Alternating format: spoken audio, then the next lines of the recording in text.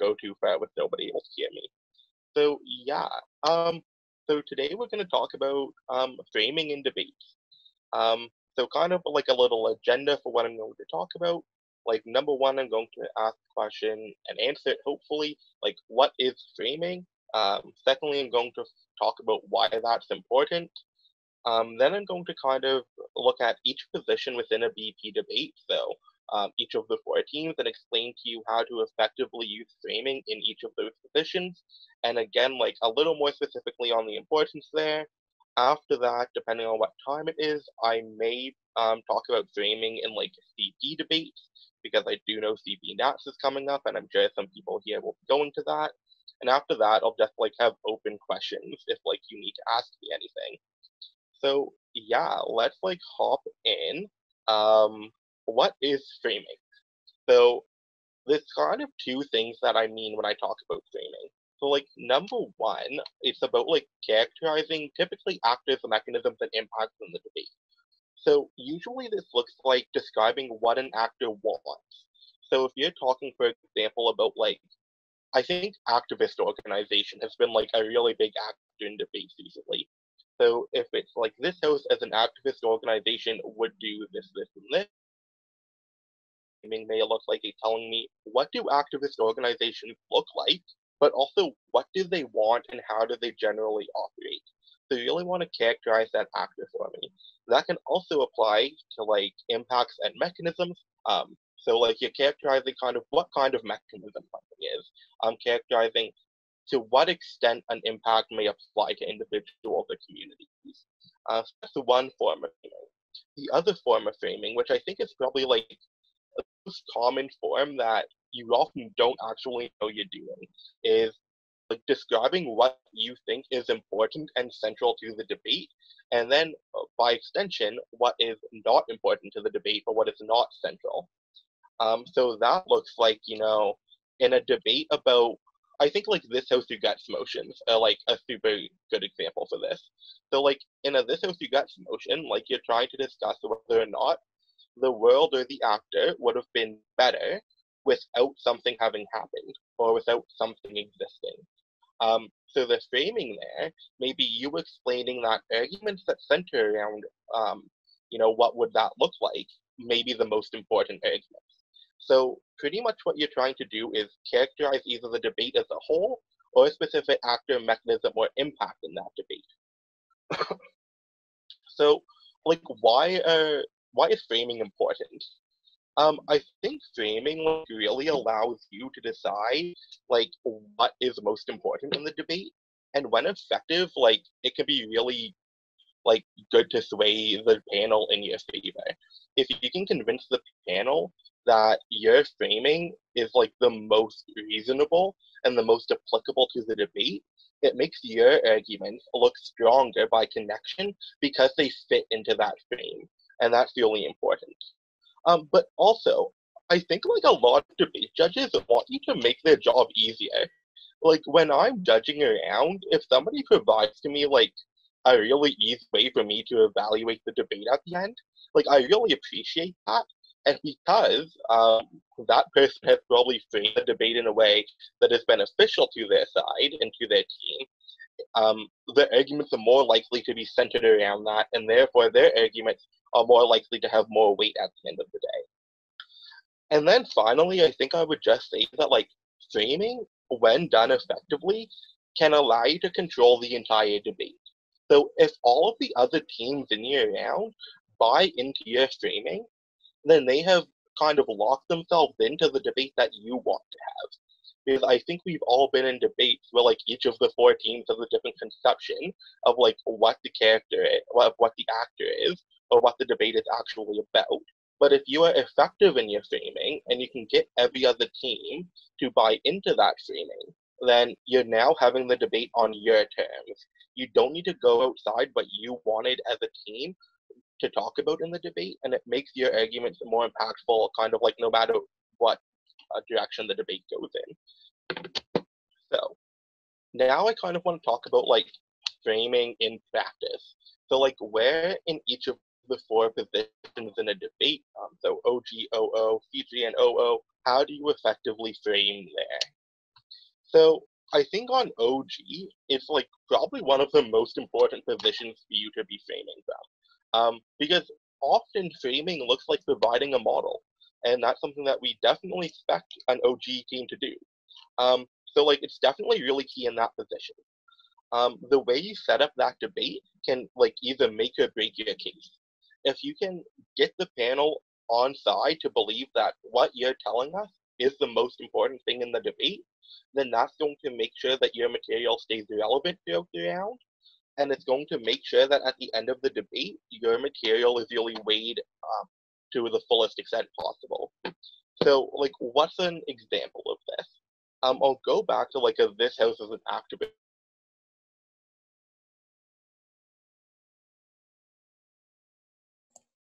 Oh no, you're cutting out a little. I don't know if it's just for me. thing to happen in this room. Um, if I wanted you all to know, what my closet looks like, I would point my camera in a different direction, thereby like reframing this video. Or if like I wanted you to know that I didn't make my bed this morning, like I would point my camera in the opposite direction. So the way that you're looking at a debate, so like imagining that you are a camera or the panel is a camera, the direction through which you look at the debate is going to be really important, and it's going to have impacts on the way you act throughout the rest of the debate. So that's, I think, kind of basics for opening opposition there. Now, like moving into the closing half of the debate, I think what's important for both teams here is you need to reframe the debate in some way while still accepting openings framing to a certain extent. Because still want to knife your opening, your material is going to be less impactful if you frame it in the same way that your opening team has. So on closing government, when you're doing your extension, you want to be able to reposition the debate in a way that makes sure your material is the most important. So you want to show the panel why, even if what opening government provided was like really good and really impactful, those aren't the impacts you want the panel to look at. And you want to be able to convince them that they should, out of this debate, look at different impacts and mechanisms, and those are the ones you're providing in your extension. I think what's also important in closing government is to reject the opening opposition framing.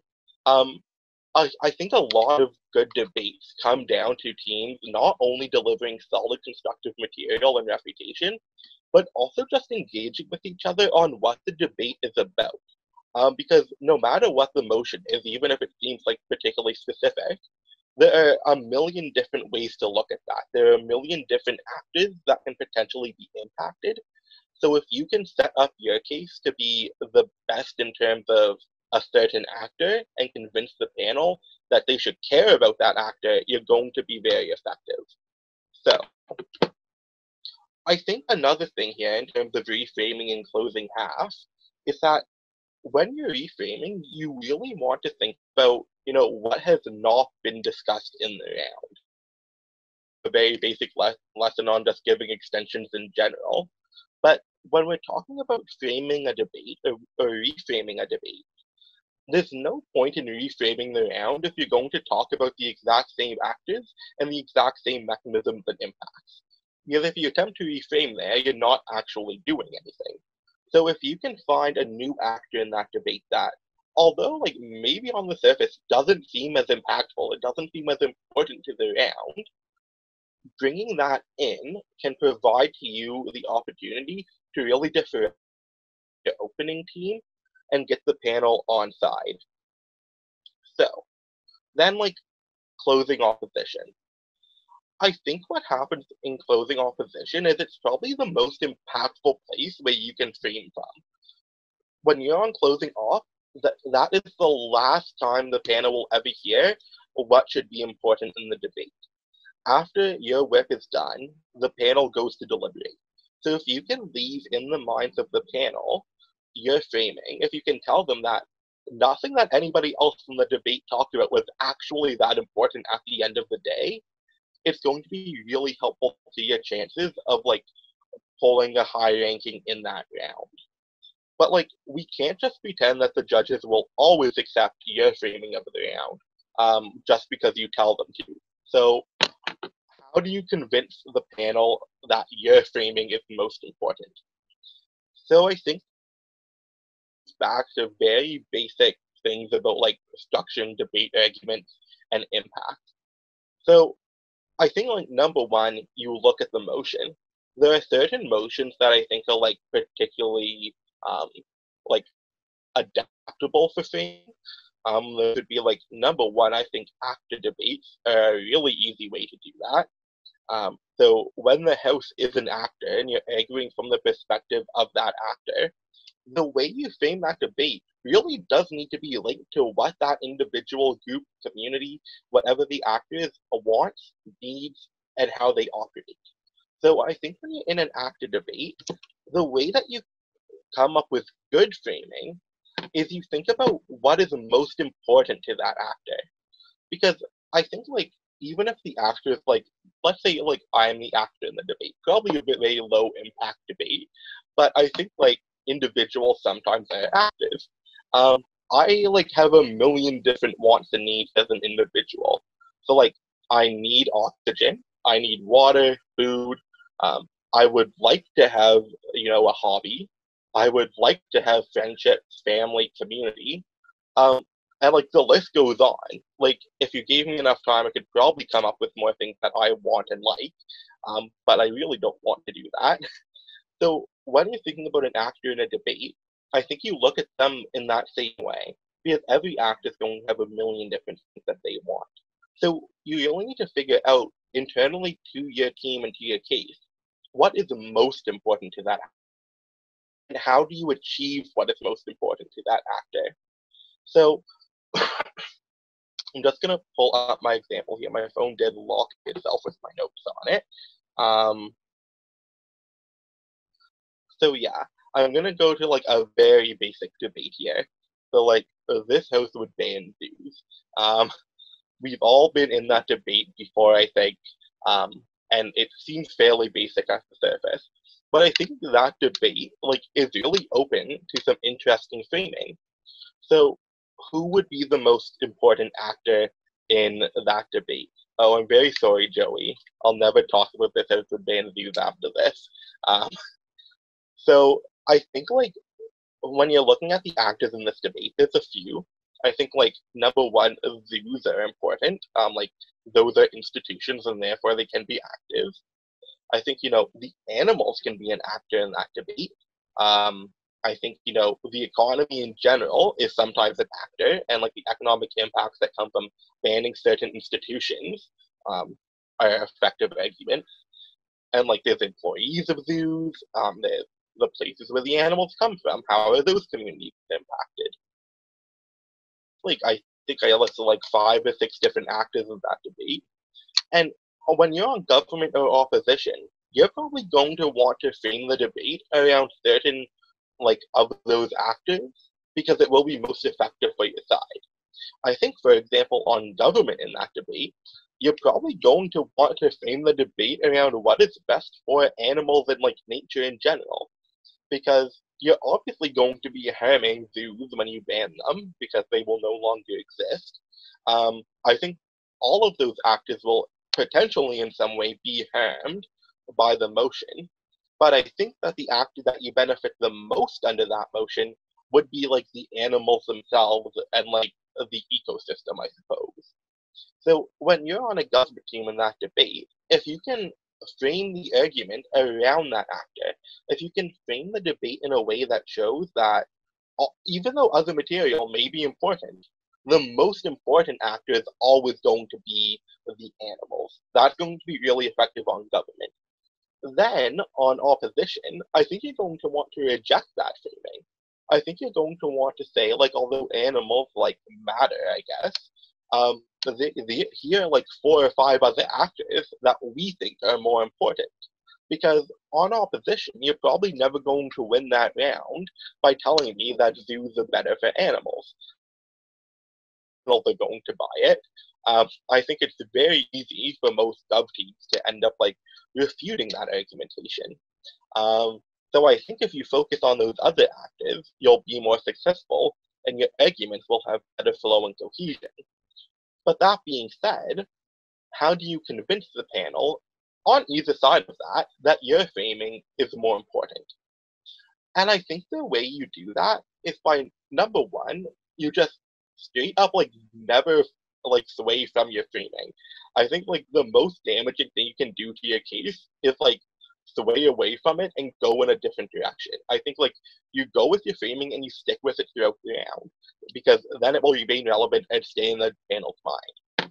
But more so, I think like what you do in that debate is you tell the panel why like the impacts that you're providing in your framing are more important than any other impacts on like a number scale, on like a severity scale, on like a basic principled look at those impacts. So if I were government in that debate, I might tell you that just based on the fact that animals are living beings and potentially that zoos threaten their ability to live, then that is going to be the most severe impact in that round if it leads to life or death. So that's how I would explain my framing. On opposition, I would probably tell you something like, although we should be concerned about animals, I think human beings have like an obligation and a like biological necessity to care about other human beings before we prioritize other parts of the world. So explaining how like banning zoos harms those human actors in terms of, not having a job and like leading to potential like poverty for certain individuals. And like any other impacts on humans, explaining why like as an individual you should care about a certain actor more is probably the most probably the easiest way to frame it. So, good God, my phone has locked again. I'm sorry, folks. Um, okay, yeah. So, I think like another important thing to look at in terms of framing is that you may want to frame the debate in a couple of different ways while still trying to maintain your like cohesion. And that often occurs in terms of like refutation, because I think framing is an effective tool of refutation by itself. Because I think like often it is effective to just like attack the material that the other bench is bringing to you, just based on the idea that it's not true or like the impacts don't exist. I think what's often more effective in terms of refutation is to say that even if like all of the impacts that the other team brings to you, um, oh yes, Nandu, you can ask questions here like as we go, please, or save them to the end. Totally up to you. Um, okay, yeah. So in terms of refutation, I think what's often the most effective form of refutation is to explain that no matter what the other bench tells you, no matter what impacts the other bench brings, just they or they don't matter as much as whatever you are telling the panel. So I could let's. I'm sorry, I'm going to go back to the Zeus debate, Joey. But if I bring you a bunch of argumentation on government about the impacts that it's going to have on people's perception of like zoos in general. So like if I ban them, people are going to, not like them more. I think that's kind of a bad example, but I'm working on the fly here. So I think like it does matter how people perceive of the institution that you're trying to ban. But I think what you can say on an opposition bench to that is that the debate is actually about the impacts that result tangibly and directly from the act of banning zoos. It's not about future perceptions of zoos, because if you're getting rid of them, it doesn't really matter how they're perceived in the future because they're gone. So I think, refuting somebody's argument based on it either not being relevant within your frame or not being impactful within your frame is easy. Okay, Nandu, I'm just gonna look at your question here. Um, such as concept, a concept such as conservation in framing as opposed to actors. Um, to be honest, I'm not entirely sure what you mean by like concepts such as conservation. If you could like maybe I'll like get some clarification and then I'll be able to answer your question a little bit better. I'd hate to like go on and answer your question without actually answering it. Um, so I think the like why it's most effective in refutation is that although panels like care about whether or not the substance of the arguments is accurate, true, and logical, I think at the end of the day, when you're on a panel, what you're deciding is whose material weighed the most at the end of the panel. So whose material mattered to you in terms of making a decision. Um, so I think that the way you actually solve that is you tell the panel what matters. Panels are supposed to go into a debate like without a preconceived notion of what happens. So like I don't think that happens, but I think most panels try. If you can tell them how they should perceive the debate, then I think they're likely to buy into it, especially if the other team either doesn't present a convincing framing or they don't frame at all. Okay, I see that Nandu. I meant if you could reframe it so that conservation. Okay, yeah, absolutely. So the question was like, can the concepts of a debate, like what is the most important goal, be used in place of like actors in terms of framing? And the answer is like definitely yes. I would say that when you're looking at framing a debate, the goals are going to be super important here. So, like, you look at the short term versus long term, determine what you think your team can win on, honestly. It's not about what's actually going to be better, it's what you can win on as a team. And you look at that goal and you try to center everything around that goal. And I think the same way you would an actor. So, how do you achieve that goal? So, if it is the conservation of wildlife, if you frame that as being the most important goal in the debate, based on environmentalism, global warming, just like general principles of morality, you're going to be very effective there. So yes, and I see there is another question too. Um, in a good BP speech, how much time max do you think should be allotted for framing? Um, so I think that it varies depending on the position.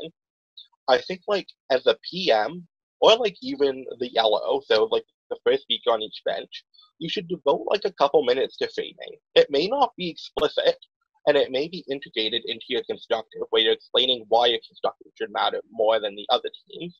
So I think like a couple minutes at each of the in each of the beginning speeches is important. I think like flowing down the bench, so DPM, DLO, um, I'd say honestly it depends on how the other team took your framing, or if they presented their own. If you need to rebuild your partner's framing, I'd say like spend a minute on it. Um, if you really don't need to touch your framing at all, like maybe spend 20, 30 seconds on it, just reminding the panel beginning of your speech or at the end, whenever you want to do it. Honestly, um, then like you go into like closing half. I think as an extension speaker, you're gonna want to spend about the same amount of time as a PM or an LO in framing the debate, because your goal is to reframe what they've brought to you to show why closing half of the debate matters more. So I think like you're gonna want to devote like a solid amount of time to that. Then like whip speeches. So in my opinion, good whip speech is like entirely framing with refutation integrated into it. Because when you're whipping a debate, like your entire job is to tell the panel why your team comes out on top. And that is about framing at the end of the day. So explaining why your egg should weigh the most in terms of consideration. Um, and when I talk about like those times, I don't always talk about like explicit framing. Like I'm not going to say like saying this is how the debate should be weighed. This is the framing that we provide to you for like 7 minutes. That's going to be like the cornerstone of how I like set up that speech. And everything else is going to flow from that framing with like probably periodic reminders of like why my framing matters and what my framing actually was. Thank you for the questions. So I think like I'm gonna go through like one more section, um, and then I'm going to like close out with a question and answer period. If you have any questions, I hope you do. So in a CP debate, um, I think that framing is just as important, if not more important, as in a BP debate. So I think on a government team in CP, you haven't done your job if you don't come with framing, because like you came up with this case. Like you obviously have an angle here that you're trying to get at. So if you don't come with framing, something has gone wrong. And I think the way you frame that is you should have a lot of time spent like figuring out who the actors are there and what's most important. Take your most important actor or your most important goal and, you know, try to frame that within the debate and try to figure out how you'll explain to the panel why government team material matters more. Um, Most of your framing should happen in the PM speech. I think, when the PM's laying out your model, they should be laying out the framing for the debate. And I think on opposition, in that case, like it's going to be a lot more difficult to frame because you've just found out what the debate is. But I think what you need to do is figure out, well, what does government not want you to talk about in this debate? Because a good gov team in a CP debate will come with, like I said, an angle on the round. They'll come wanting to talk about certain things, and there is a reason government believes that they can win this debate. None of us, well, I hope none of us, are bringing like CP cases to tournaments where like we think we're going to lose on them. We believe that we can win. So I think like you need to look at this debate and figure out, well, what has government not talked about, and how can I use that to my advantage on opposition? And then you frame your case around that.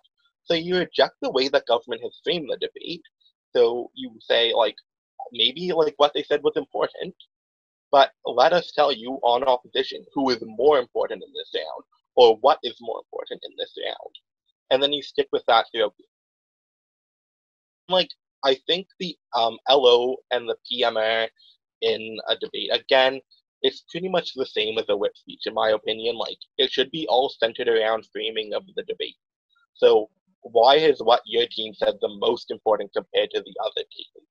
And I think in CP, you're in a unique position to like directly contend with only one other framing of the debate. And I think you're also in a unique position, particularly as a government team, to have the other bench like concede to your framing and accept it.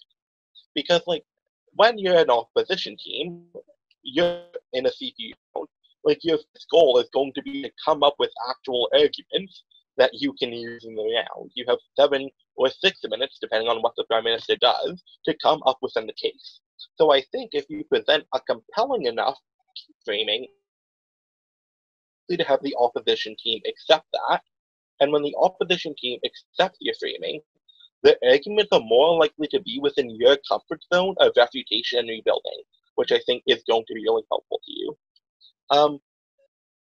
So that's essentially all like the direct like seminaring I have for you.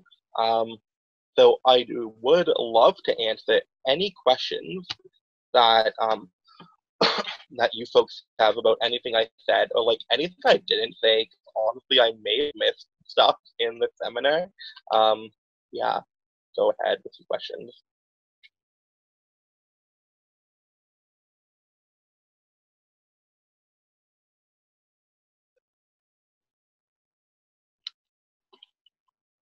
Okay. Any good strategies for breaking deadlocks between two equally analyzed frames? Okay, so good question.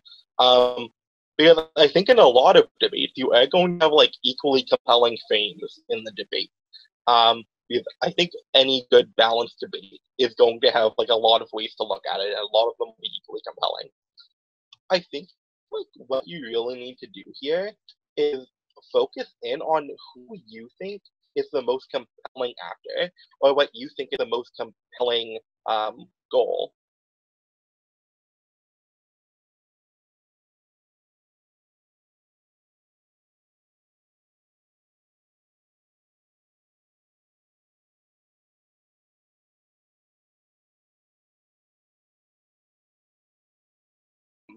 Nanotechnology versus me telling the panel that they ought to care about like people living in poverty.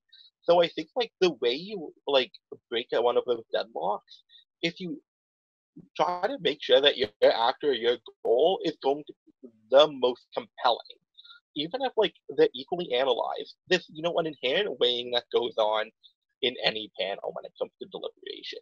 And I think like making sure that you have a strong actor is going to be like super hard for your case.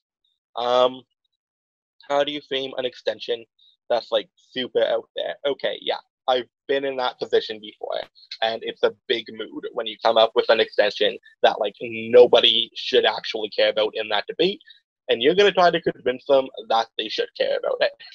Um, I think like the way that you frame that extension is number number one, you accept that like probably it's not what most people think of. Like you accept that probably everything else in the debate is important in a way, but then you kind of frame your argument as being, something that, although not necessarily front and center, is like super impactful. Um, that seems like very nebulous. So like I'm gonna try to like think of an example right now of like how that could happen. Um, or like it was Sophie. So Sophie, if like you have an example of an argument that would be great, I'll try to think of one while I answer this next question as well. Um, because I can't just think of one right off the top. Um, what's the difference between reframing versus giving a counter model at all? Okay, yeah. So I think like a counter model is something that's a lot more tangible to the debate and to like the mechanisms that exist within that debate. So in my mind, when we talk about a model, you're telling me, how something is going to happen, what something is going to look like. Um, and I think like it's hard for you to, kind of frame something outside of the mechanism of this debate. Government teams have like fiat over like certain ways of how a mechanism functions. Like if they say it's going to be a law, it's going to be a law, blah blah blah. So I think like the difference here is that you do framing within a model as opposed to a counter model where you're directly contesting a model. Now, I said model a lot there, but pretty much what I'm saying is the framing of the debate is about meta. It's about like what the debate should be about, not about what happens as a result of the debate. So that's, in my opinion, the difference between reframing and a counter model. Oh, you already gave me an example, Sophie. Great, I love that. I didn't even look down enough. Like the whole debate's been about dismantling capitalism. Then you're like, nah, this is actually about babies. Okay, yeah, big mood. Um, so I think like an example like that. Oh no, that's the real extension. I've been there. I believe you. I think like in an example like that, where like a team, where like all of the other teams are talking about a concept and like a very lofty goal, because I think that does happen a lot in debates. And you want to talk about like specific impacts on individuals or like a small community. I think the way you frame that is by explaining that debates aren't actually about principles. Is I think a lot of framing comes back to like what debating is actually about. And if you can convince the panel that like no matter what lovely principle the other teams bring to them, the debate should actually be about what happens in the real world. Um, and by even if like your actor is like particularly small, I guess literally in an example where your actor is babies, like I think if you can explain that you actually bring tangible impacts and that's what actually matters in the grand scheme of things, you'll have like a super lucky time. Um, yeah. Oh goodness. Okay, let's see. Okay, how would you approach a debate about an individual person based on a limited info slide? Okay, great question. I think like info slide, the government team, and actually I'm gonna say every team around has a lot of leeway when it comes to like framing the individual. And I think the way you do that is based on like generally accepted like wants and needs and actions that people take. So like if I can give you an info slide that says you are like a college age male student studying political science. That doesn't tell you much about that individual, but I think that leaves you a lot of leeway to say like what the average person in that position would want or need or do. And I think that's one of the ways you can frame and characterize that actor. Where it's like a real actor, where it's like you were meant to be a person. I think like you take it back to like the most basic level that you understand about that person. So like you can set a debate with like Nancy Pelosi. I know very basic things about her, like she is a Democrat and she is a politician. Um, that's about all I can actually tell you about her. Oh, she's the Speaker of the House, I think. Great. That stuff is probably going to be included in your info slide. Her goals, ambitions, and her wants and needs, I don't really know anything about, but I can make them up. So, like, as a politician, she probably seeks re-election. She wants to get support from her constituents to ensure that she remains in office. She probably wants to benefit her constituents, like assuming that she is a good politician and she ran for at least slightly noble reasons. One of her goals is to make good change, whatever that change is. And like as a member of the Democratic Party, she probably wants to see the Democratic Party succeed when it comes to not only her election, but all levels of the country. So I think like you really take it back to the most basic way to which you can understand that individual, and you frame the debate through those goals. So if I wanted to frame that debate, I might say what's most important to Nancy Pelosi as an individual is re-election. So all of the decisions that she makes need to be about whether or not they will receive support from constituents who will then go on to elect her. Yeah, okay. This question about like anti-capitalist baby extension, I'll probably not answer those. I'll keep those for a later time. Um, is it more impactful if you butt a team on their own framing while reframing your constructive? Um, yeah, I think like as much as you can integrate your framing, it's going to be really helpful to you. Um, I think like in terms of because I would say that like you can't just attack somebody's framing and not provide your own. Because what's the point? Like what is the panel going to do with that? So anytime that you attack the other team's framing, you need to be providing an alternative. So you can't just say like that is not the goal of this actor, or that is not an important goal, and then just like leave their framing alone. You need to insert your own and tell them what this actor actually wants is this, and then explain why you think your um, framing is better. Okay. If in a debate the moral high ground, as in the moral principle, favors you more than the practical impact, how do you go about that debate in terms of framing? Okay. So I think like you always tie it back to like very basic impacts that derive from principles. Because I think like every decision we make about morality and in terms of principles is going to like have impacts down the road. So I think one way to frame that, um, oh god, I'm trying to keep up here. I cannot read. What's up, I'm Jared. So I think like the way you do this is you need to tie it back to like what will eventually happen. Because I think in a lot of debates, oh, do you know what? I read that question wrong. It's the other way around. Like you have the moral high ground on your side. Sorry for misreading that.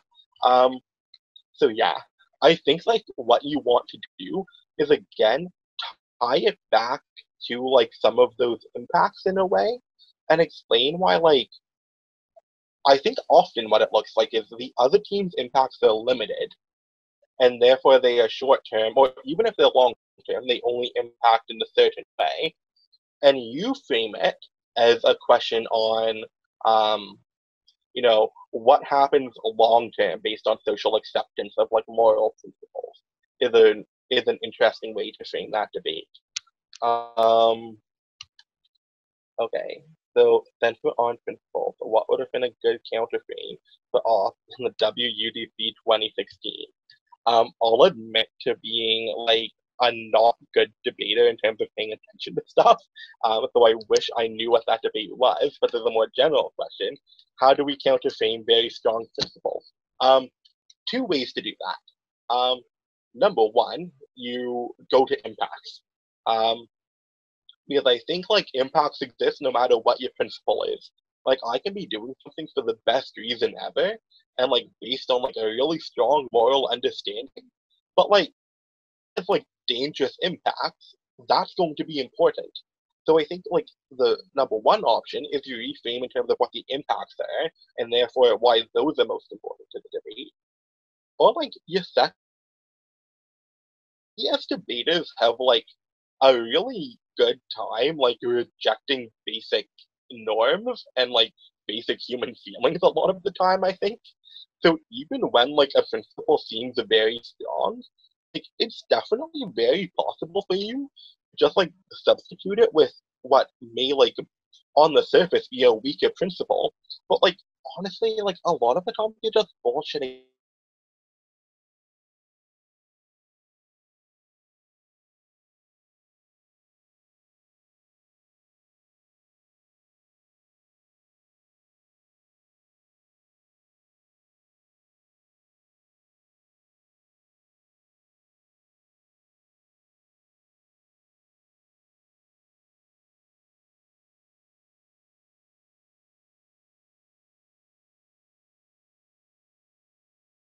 Answer.